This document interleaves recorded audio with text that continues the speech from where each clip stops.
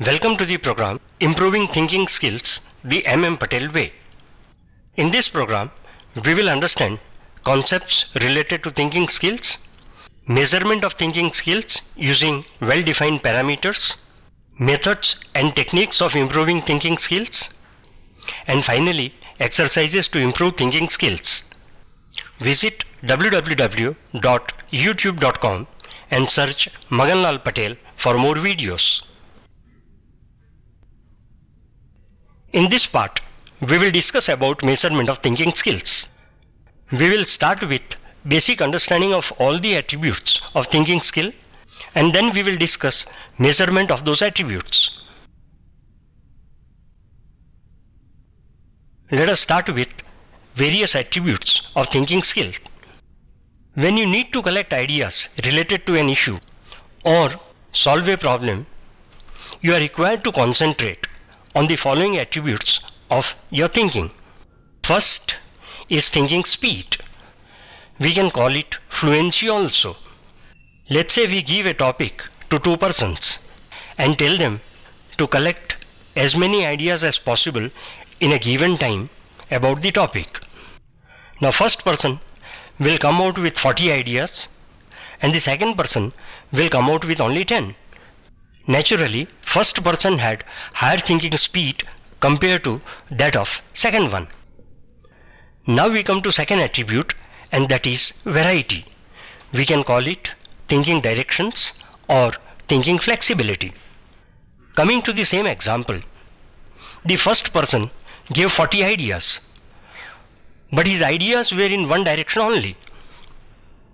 Compared to that, second person gave only 10 ideas, but 10 ideas were in different 5 directions. Naturally, second person could think in 5 directions and he gave only 10 ideas, whereas first person could give 40 ideas, but all 40 ideas were in the same direction. Thinking variety or thinking flexibility is very important. The reason, whenever we want to solve a problem, we need to see in all directions. The third attribute is elaboration, detailing. If we want to perform a task, each step of the task has got to be well defined. If that is not done, we may get into misdirection. If you cannot elaborate your idea, it will be very difficult for you to convince other people or communicate to other people how action should be taken. The next attribute is analysis. We can call it logical thinking, sequential thinking, or systematic thinking. Whenever you present your ideas, the ideas should be presented with logic, it should be presented in a sequence, and it should be presented systematically. Without analysis, it is not possible to present ideas logically, sequentially, and systematically. Analysis is a very important attribute of our thinking. Proper analysis will help us in avoiding confusion. Analytical thinking is very important to bring clarity. The fifth attribute is uniqueness. We can call it originality or creativity or out-of-the-box thinking. Today, the world is moving at very fast speed. Everything is constantly changing. The classic example is the mobile phone which you are carrying. You see the mobile phone 10 years before and compare the same with today's mobile, and you will find the difference. The difference has come out of originality or creativity. Apparently, creativity might look unconventional, but history has shown that yesterday's out-of-box thinking has become reality today. And therefore, we need to keep our mind open to receive and think.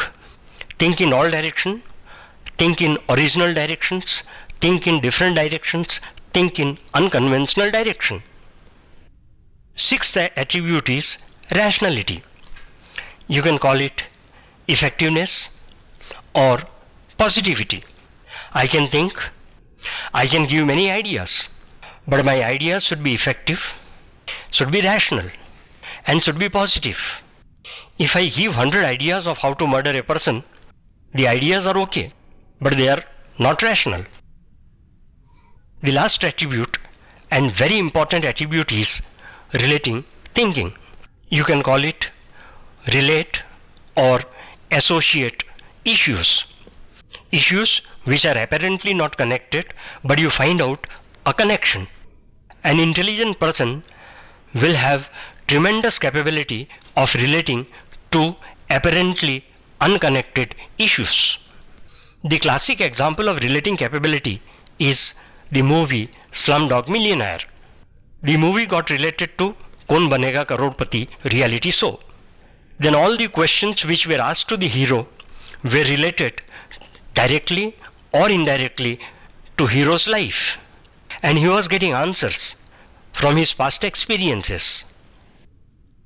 Now I repeat major attributes of thinking skill: thinking speed, thinking variety, thinking elaboration, thinking with analysis, thinking with uniqueness, thinking rationally, and thinking with relating. These attributes can be taught, learnt, improved, and naturally measured. Let us understand these attributes, and at the same time let us learn how to measure these attributes.